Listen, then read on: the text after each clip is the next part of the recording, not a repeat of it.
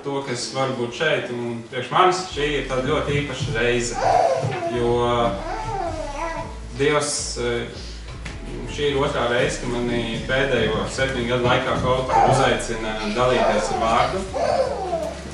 Un šī ir tāda īpaša reize, jā, jo šī ir tāda pirmā, kas ir caur BPI, Baltijas Pastorālo institūtu, un piedāvāju šeit atbraukt, un Dievs tā interesanti izvēlējās šo vietu. Jā, un teikt, Dievs, ko viņš bija iesācis, varbūt pirms 6 gadiem, viņš gribēja, lai es tomēr atbraucu šeit, jo es pirms 6 gadiem uzsāku Baltijas Pastorālo institūtu. Es 1 gadu jau biju nomācījies tur. Jā, un man ļoti patīk tās studijas, bet iekšpusē ļoti daudz dažādas lietas notika. Man bija vēlmes dzīvē, kuras es gribēju darīt. Es domāju par skolu FTU, pabeigt, un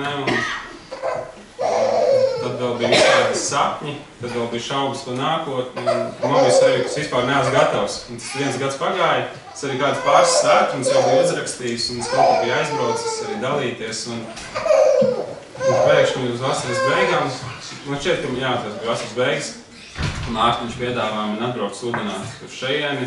Es saku, labi, jābrauc. Jā, pienāk tā diena, kad man ir jābrauc, es uzrakstīju arī kādu svētkrunu.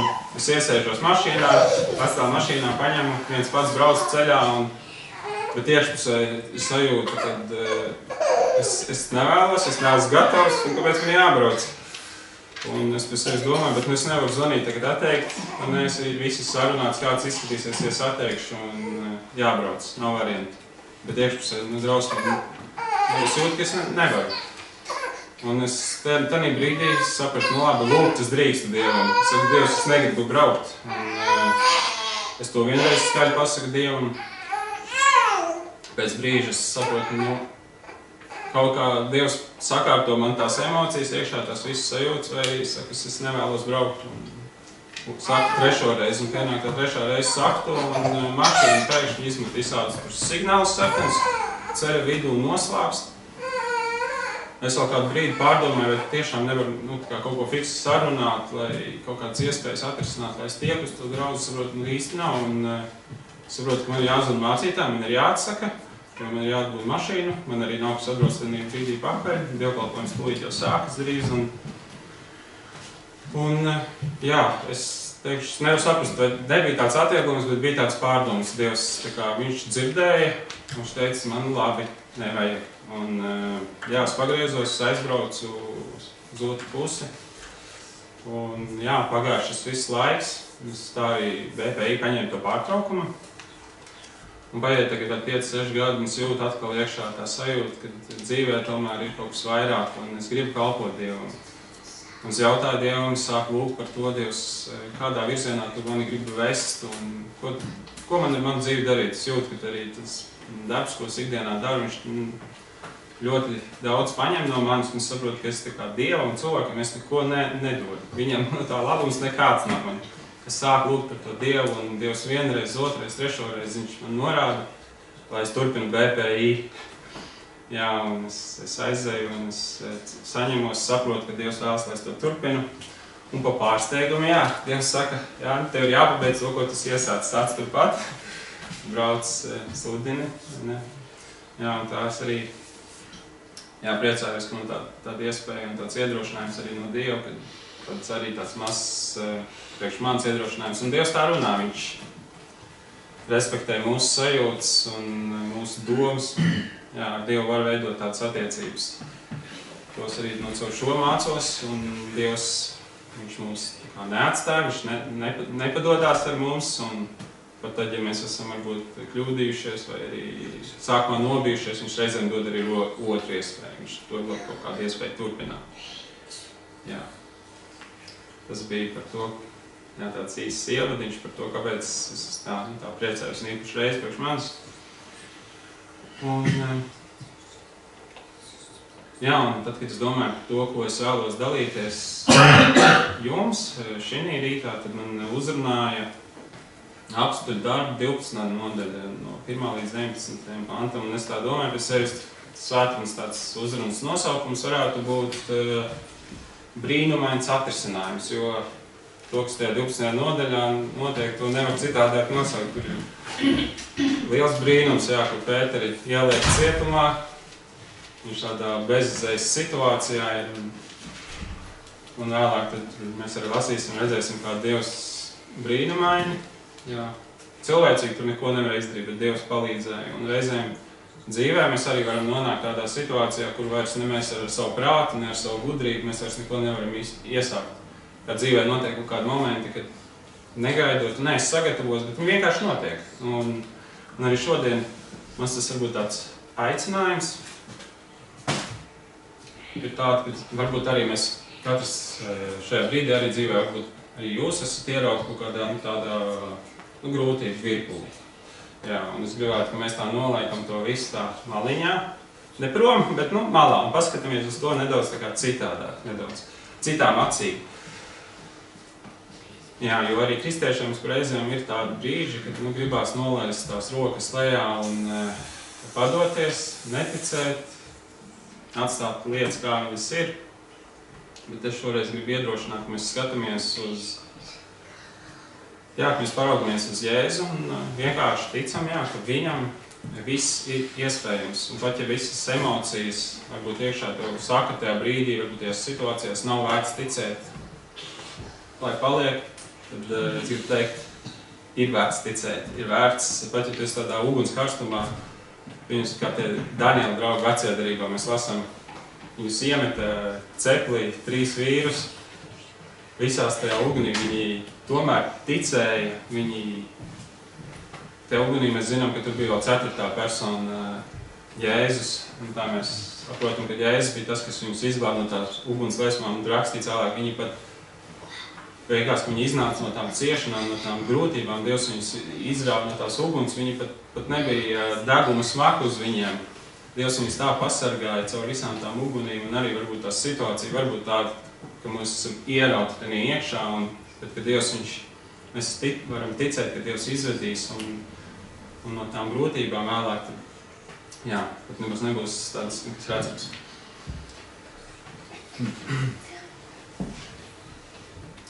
Jā, un šīs dienas raksturvieta, apstuļi darbi, 12. nodaļa.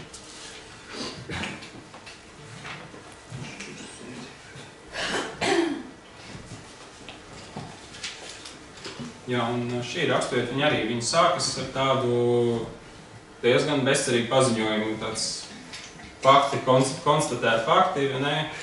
Jākabs, viņš ir viens no apustuļiem, Jēzus mācekļiem, viņš ir nogalināts.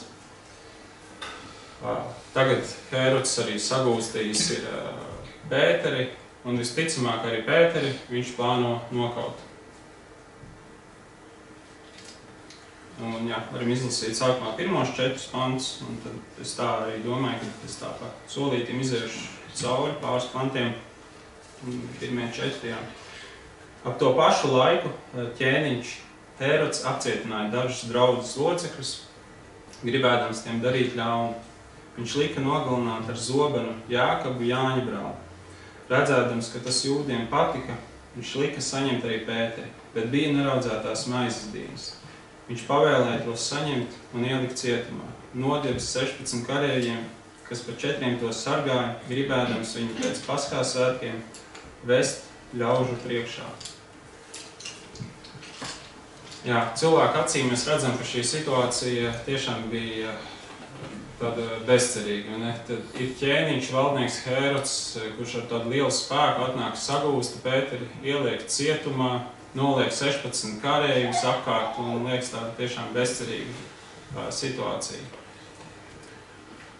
Un, dzīvē reizēm mēs nevaram izvairīties no šādiem notikumiem. Viens ir tas, ka tiešām ir grūtības, un arī es saku, viņš nepaņem mums no pasaules projām, jo projām mums tajā pasaulē jādzīvo, un reizēm šīs grūtības notiek. Arī kādās raksturvietās Jēzus saka, pieņemsim Jāņa evaņģēlijā 15. nodaļa, kur viņš saka, ja viņi ir vajājuši mani, viņi vajās arī jūs.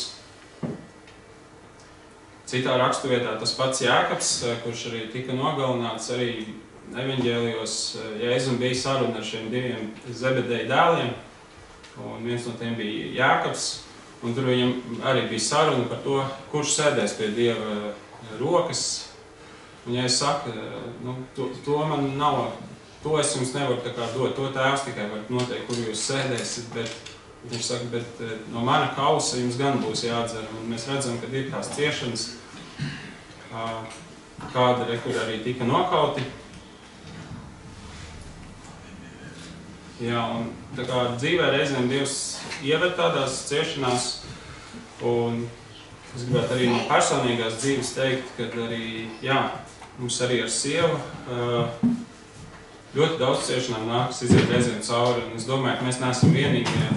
Tā reizēm varbūt liekas, ka mēs tur vieni tādu nabadzību ciešam, visiem pārējiem viss ir labi, bet tā nav. Bet jā, Dievs kaut kā ved mums caur tādām vairākām situācijām. Un kādas no tām situācijām šeit ļoti milzīgas, viņus ieraugi un saproti, ārprāts. Ko darīt? Tā ne? Un viena no pēdējām tādām lietām arī, ko mēs bijām pilnīgi nesagatavoti pagājušajā nedēļā Glorijams tētim. Jā, mēs saņemam ziņu, kad pēkšņi paliek slikti. Mēs sākumā mēs nezinām, kas notiek, bet mēs saprotam, ka tiešām nav labi. Mums saka jau, ka teica ir uzņemšanā. Mēs arī aizbraucam uz to slimnīcu, gaidām tagad ziņas no ārstiem, kas tālāk būs, kas notiks. Un mēs tur sēžam, gaidām. Vēlāk mēs uzzinājām, ka viņam ir aortas plīsums. Tas ir diezgan nopietni. Jā, kas zina, ka aorta, jā, tas galvenais asinsvads, kas vispār lielākais, kas apasiņo visu. Un mēs šo ziņu saņemam un vēlāk saņemam, bet mēs tur sēžam, vēl nezinām, kas īsti ir. Un es sēžu tajā brīdī, es tieši domāju, es šo raksturvietu izlasījis, domāju tieši par šo raksturvietu, kur notiek šie brīnumi, kur draudze lūdz Dievu, un es domāju, Dievs, kāpēc tu mani šajā situācijā noliki, kāpēc mums te jābūt, kāpēc mums šis viss ir jāpārdzīvo, un tā sajūta ir tāda, Dievs, kāpēc nevarējām būt citur kaut kur, kāpēc šeit jābūt šajā brīdī, un tajā brīdī es redzu arī tur vēl viens pāris bija, divi jauni cilvēki arī, puisis, kurim arī kaut kas ar vēderi laikam bija noticis, un es arī pēc sevis domāju, jā, vajadzētu viņu aizlūgt, domāju, cik daudz es dzirdēju, ka Jānis lūdza cilvēki, es domāju, mums arī varētu tagad pieiet un palūgt pa viņiem, bet jā, viņi nebija tāda drosme, bet es domāju, nē, es pie sevis sēžu, domāju, tas situācija ir tik briesmīga, tā, ka es nedrīkst vienkārši padoties, man ir jālūdz, man ir jātic. Un tev brīdis par to domāju, es domāju par šo raksturvietu, ko Dievs var darīt, un es saprotu, ir jālūdz, un es, jā, skaļi sāku lūgt. Un ar domu arī, jā, lai tie jaunie cilvēki, kas tur sēž, arī tā, lai viņi dzird un iedrošināti ir no tās lūkšanas. Jā, es lūdzu par Glorijas tētenī brīdī. Es devu godu Jēzum, pateicos par to, cik viņš ir varens. Jā, un es dzirdu arī pāris, viņš tur višķi nopūšās, galvas nokāruši zemē. Acīm redzot, bija slikti. Es nezinu, vai viņi bija ticīgi vai nē, bet es ticu Dievam, ka tas viņiem bija arī varbūt jādzird tā lūkšana. Jā, un mēs tā arī neko neuzzinām, tad vakarā mēs aizbraucam. Vēlāk tikai mēs uzzinām, ka jā, ir šis nopietnais aortas plīsums. Jā, tad mēs uzzinām, ka Glorijas tētis ir aizvests uz Rīgu. Viņam ir 12 stundu operācija. Un brīnumainā kārtā tas ir brīnums, ka viņš šobrīd ir pārdzīvojis gan to plīsumu, jo viņš pārdzīvoja 12 stundu operāciju. Un viņš šobrīd jau ir parastajā palātā. Ārsti izdarījuši visu, ko var, un viņš, priekšā ir tāds atlapšanas periods tagad. Un tā ir Dieva dāvana. Es redzu, ka tas ir brīnums, ka viņam Dievs devis tādu otru iespēju. Tad brīnumains tiešām tāds atrisinājums, ka Dievs viņam ļāva, un es domāju, ka tas ir viņam pašam droši vien tas ir jāsaprot, ka pēc Dievs tā visu to pieļaus, bet es redzu, ka tas ir tā īpašs mirklis, ko Dievs viņam dod. Jā. Tā kā jā, ir šīs grūtības, viņas uznāk citreiz negaidot pēkšņi, un jā, tāds, ka mēs neko vienkārši nespējam paši ar savu prātus atrisināt. Un lasam arī 5. pantu, kur rakstīts, ka Pēters cietumā apsargāja, bet draudze bez mitēšanās viņu lūdza Dievu. Jā, viņi sanāca vienkopus, draudze ticēja, kad ir varens Dievs, ka var būt. Viņi sanāca visi ticīgie vienkopus. Un es domāju, tā ir viena no pirmajām reakcijām. Draudze saprot, ka ir grūtības un ir jālūdz Dievs. Un arī jāiesaist citi draudzes brāļi, jāpaziņo. Mēs arī šajā situācijā, kad mēs saņēmām to ziņu par tādu, mēs visiem izziņojām. Ko vien pazināt? Nu tā, bet tas arī ir pareizi. Jā, kad uzticamiem brāļiem, māsām, ar ko mēs esam ikdienā, ir labi, ka mēs dalāmies savās vajadzībās un ka viņi kopā ar mums var par to lūgt. Jā, 6. pants. Kad Hērods viņu gribēja vest priekšā, tanī naktī Pēters gulēja starp 2 kareiviem, 2 važām saistīts, un sargi durvju priekšā sargāja cietumu. Jā, un man šeit interesanti, Pēters gulēja. Viņš nebija guļus, nolaidies uz sāna vai kaut kā, bet ne, viņš tiešām bija aizmidzis. Mēs arī vēlāk izlasām, kad nāca eņģelis, viņu vajadzēja modināt, viņš bija aizmidzis. Nu, jā, lai kāds man palabo, un man liekas, kad tu esi tādā bīstamā situācijā, ka tu zini, ka draudz briesmas parasti nav miers iekšā, pagulēt nevar. Es piedzīvoju kaut kādas nākamajā dienā gaidāmas lietas, nopietnas. Parasti tā nakts ir tāda diezgan nemierīga. Jā, un es redzu, ka šajā brīdī, neskatoties uz visu to situāciju, Pēterim ir tāds pārdabisks miers. Un es domāju, ka Pēters, viņš zināja, ka viņš ir Dieva rokās. Un, jā, kad ir varens Dievs, viņš nenobijās no tās visa, ko viņš redzēja, bet viņam iekšā bija tāds miers. Un, jā, par mieru, jā, gribu nosīt arī tad apostoļu darbi 8. nodaļa, 16. līdz 18. pants, kur rakstīts: šis pats gars apliecina mūsu garam, ka esam Dieva bērni. Ja nu esam bērni, tad arī mantinieki, Dieva mantinieki un Kristus līdzmantinieki. Jo tiešām, ja līdz ar viņu ciešam, mēs līdz ar viņu tiksim arī apskaidroti. Es domāju, ka šī laika ciešanas ir nenozīmīgas, salīdzinot ar nākamo godību, kas apspīdēs pār mums. Un šīs pašas nodaļas beigās arī ir rakstīts, ka pat nāve nevar šķirt mūs no Dieva mīlestības. Jā, Pēters, viņš saprot, ka Dieva mīlestība ir tik liela, lai kas arī notiktu, lai varbūt cik briesmīgi tā visa situācija ir, un viņš saprot, ka pat nāve nevar šķirt no Dieva mīlestības, ka šī dzīve tā kā nav viss. Jā, mēs tikai šī dzīvē neticam uz Jēzu, mēs ticam, ka viņam ir apsolījums par mūžīgu dzīvību. Jā, tam ir jānosēžās sirdī. Pirmo reizi, kad es dzirdēju par mūžību, vēl īpaši, kas bija vēl pāris gadus atpakaļ, visam jauns man likās. Man negribējās vēl par mūžību domāt, bet tā ir tā kristīgā vēsts, jā, tā patiesība. Un šādos brīžos, ja mēs tam esam noticējuši, un tas ir tā mūsos iesakņojies, tas ir tiešām tāds miers, tas dod tādu pārliecību. Un, jā, Dieva gars apliecina, ka mēs esam viņa bērni, un ka lai vai kā, bet Dievs, mēs esam Dieva rokās, viņa mīlestībā. Arī 1. korintiešiem 15. nodaļā, 19. pantā ir rakstīts: ja mēs tikai šī dzīvē ceram uz Kristu, tad esam visnožēlojamākie cilvēki. Bet nu Kristus ir uzmodināts no miroņiem. Viņš kā pirmais no mirušiem.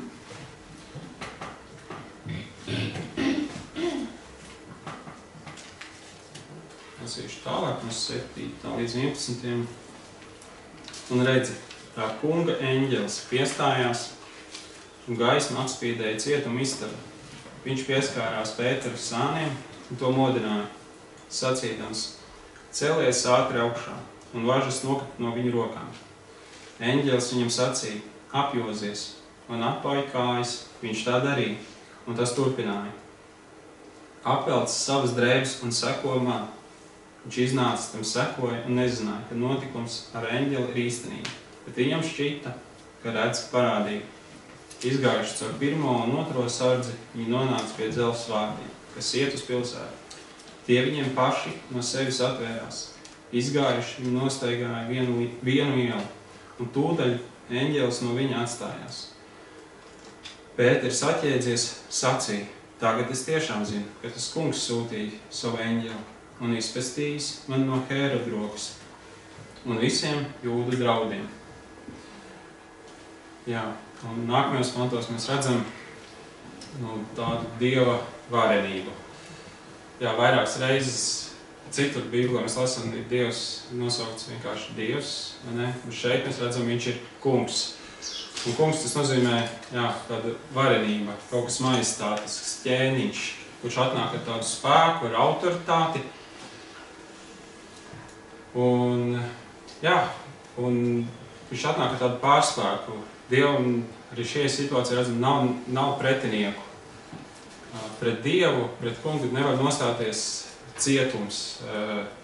Tu neieslēgsi Dievu cietumā. Tu neviens ķēniņš, valdnieks, viņš neko pret Dievu nevar iesākt. Kareivji, Dievam ir pārspēks pret pār 16 kareiviem. Un es vēl gribētu pielikt klāt tās situācijas arī, kas šeit nav uzrakstītas. Jā, tie var būt dažādi apstākļi, situācijas, arī slimības, jā, ko Jānis liecināja, ka viņš kā ķēniņš, kam ir spēks, un viņš spēj jebkuru situāciju pārvarēt. Jā, Hērods, viņš nolēma vairākas reizes stāties pretī Jēzum. Pirmajā reizē viņš stājās pretī viņam, jo, kad viņš bija bērniņš, viņš gribēja tikt no viņa vaļā, un viņam tas neizdevās. Tagad viņš grib norēķināties ar Jēzus mācekļiem. Un arī mēs redzam, ka galu galā, jā, Hērods izaicinādams nostājoties pret Jēzu, viņš cieši sakāva. Un es domāju, nevelti Dieva vārds saka, ka tas, kas ir mūsos, ir lielāks nekā tas, kas ir pasaulē. 1. Jāņa 4.4. Jūs, bērniņi, esat no Dieva un esat viņu uzvarējuši, jo lielāks ir tas, kas ir jūsos, nekā tas, kas ir pasaulē. Un arī tāds, mēs varam būt mierā, drošībā, ka Dievam ir tāda vara un spēks, viņš ir ar mums un nekāda sātana darbi, nekāds ienaidnieks par vecspēks nevar nostāties pret mums.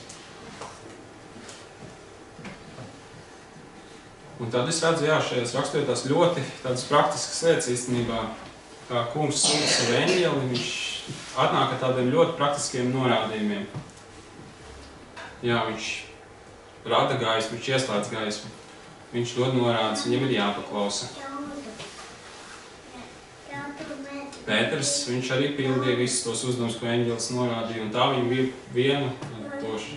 pa vienam šķērslim pārvarēja katru. Jā, Pēters bija ķēdēs starp kareiviem, un viņš nekur nevarēja aiziet. Eņģelis, viņš šos kareivjus apstulbināja, acīm redzot, viņu neredzēja. No tā. Nokratīja ķēdes no Pētera rokām un deva uzdevumu. Un es gribētu teikt, ka Dievs arī tavā situācijā, viņš var radīt gaismu tur, kur ir tumsa. Ja tu esi varbūt kādā situācijā, kas liekas tāda, tumša, neatrisinām, Dievs var atnākt, radīt gaismu, radīt visu saprotamu.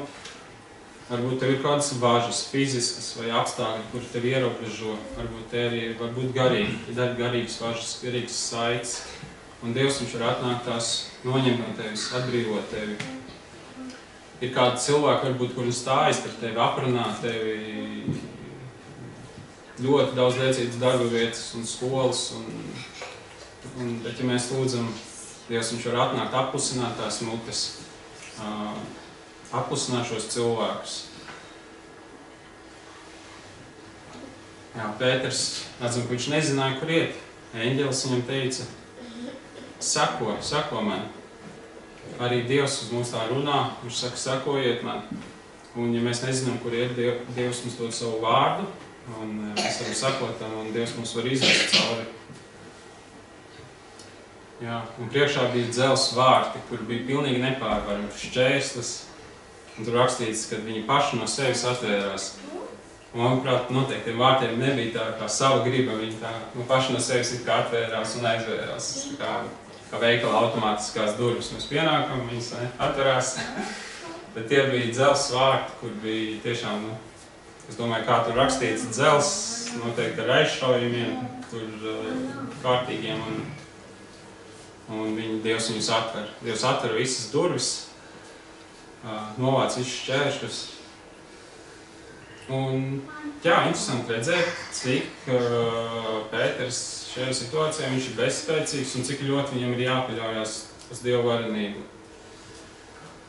Un te parādās arī tāda Dieva uzticamība. Viņš izved līdz galam, viņš aizved līdz drošā attālumā, viņš izveda no cietuma, gar tiem visiem karēģiem, caur gārtiem, vēl vienu ielu noved, un tad tikai eņģelis atstājās. Tad Pēters saprata, kas ir noticis, viņš saprata, kur viņš ir atrodās, un viņš saprata, ka viņš ir viss drošā attālumā.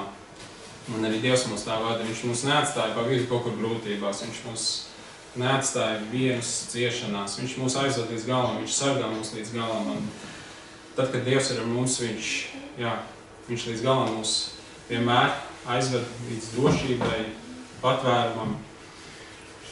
Un jā, tā Dievs izveda Pēteri.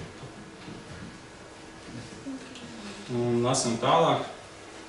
To apzinājies, viņš devās uz Marijas namu. Tā bija Jāņa, kam pievārds Markas māte.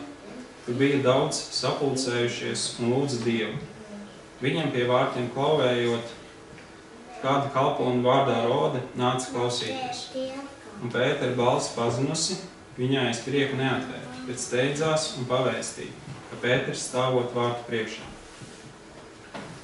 Tie viņai sacīja, tu esi traka, bet viņa noteikti apgalvoja, ka tā esot.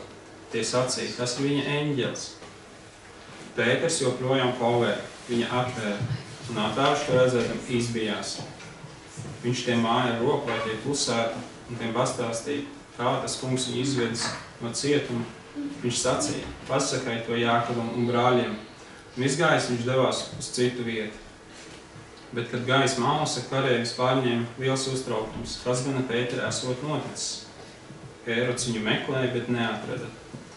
Nopratinājis sargus, viņš pavēlēja tos notiesāt un aizgājis no Jūdejas uz Cēzareju palika tur. Tad arī ar šiem pantiem arī apstāsimies un pāris lietas, ko es vēl redzu.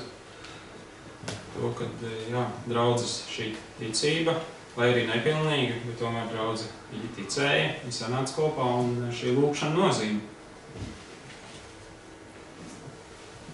Jā, Pēters tā nojaut uzreiz, kur iet, arī tas tā interesanti man šķiet, ka viņš uzreiz viņš iziet ārā, viņš jāiziet tagad pie draudzes, tomēr, tā, kā viņš tā izlēma, kad jāiet tur, un kā viņš zināja, ka viņi noteikti lūdz par viņiem, tā, to es tā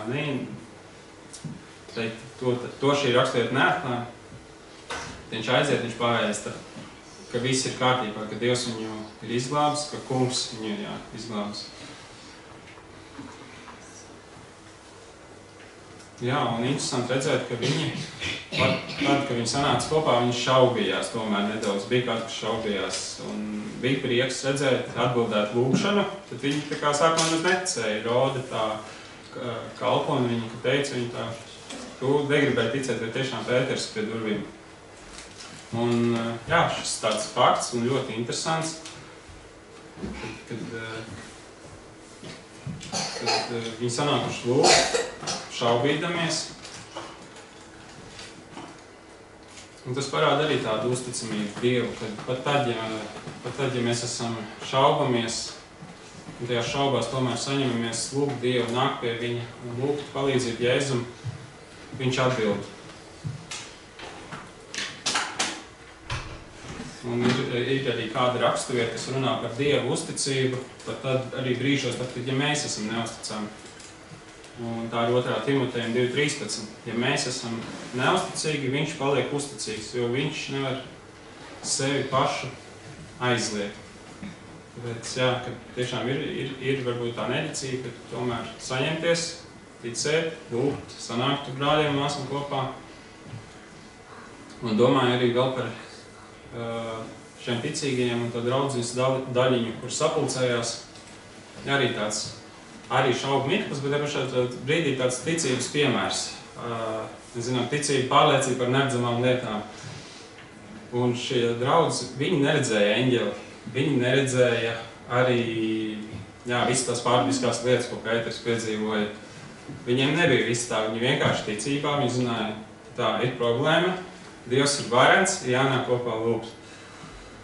Jā, un tāda paklausība, ko arī mēs varam, mācīties. Un jautājums, arī mums, cik bieži mēs pavadam laiku lūgšanā, vai mēs vispār ikdienā lūdzam. Reizēm, izpaliek kāds reizes, bet cik tiešām, cik mūsu sirds ir tuvu Dievam, cik mēs viņu ļoti meklējam. Un mēs redzam, ka viņi, šī draudze, kas lūdza pa Pēteru, viņi tad labu laiciņu tur pavadīja lūgšanā. Pēters, viņš jau bija paspējis izgulēties cietumā, viņš jau izgāja cauri tur visai pilsētai ar eņģeli, viņš atnāk līdz tam namam, un tur rakstīts, ka draudze tajā brīdī viņi vēl lūdz Dievu. Viņi vēl aizvien neko nezināt, un viņi turpina lūgt, un tas ir parāda tik tāda ilgstoša, neatlaidīga lūgšana. Viņi tur slavē Dievu, lūdz ticībā, un tad pēkšņi pēc kāda laika, ne uzreiz, tomēr Pēters ierodās, saka, ir atbildēt lūgšanu, tad viņi izbīstās. Un, ir labi lūgt bez mitas, un Dievs arī to mums mudina. Vairākas raksturvietas, ko Dievs norāda, lūdziet bez mitēšanās. 1. Tesaloniķiešiem 5:17, piemēram, rakstīts, lūdziet bez mitas. Nepagurstiet to darīdam.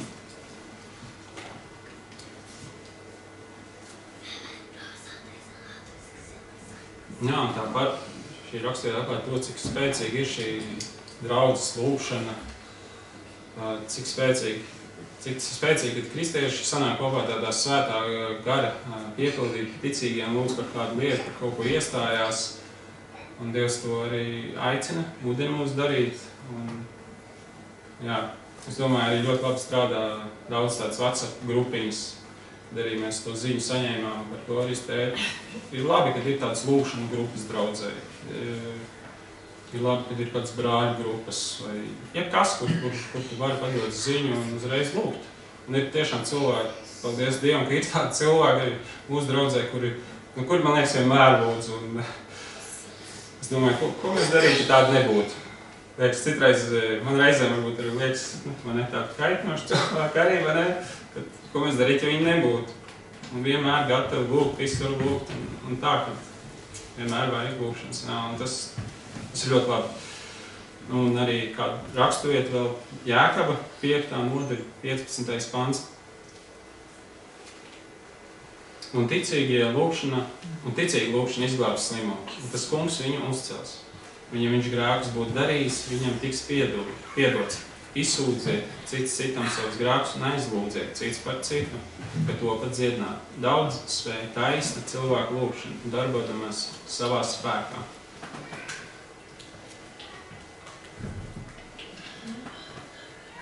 Un beigās gribu teikt, grūti brīži viņi būs.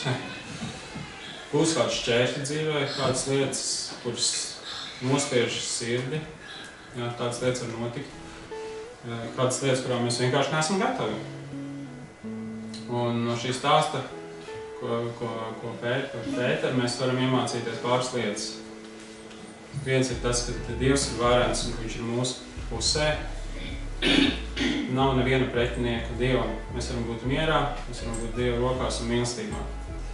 Tad ir šis miers. Otra lieta, es redzu, ka būt kopā ar draudzi, ar brāļiem, lūgt, vai nu lūgt par kādu, vai dalīties ar savu vajadzību. Un tas ir tāds ļoti vienkāršs lietas, bet Dievs viņus īpaši uzsver, un kad mēs to piedzīvojam, saprotam, tas tiešām tā ir, un tas tā darbojas. Tas ir no manas puses. Paldies par, ka jūs cītīgi klausījāties.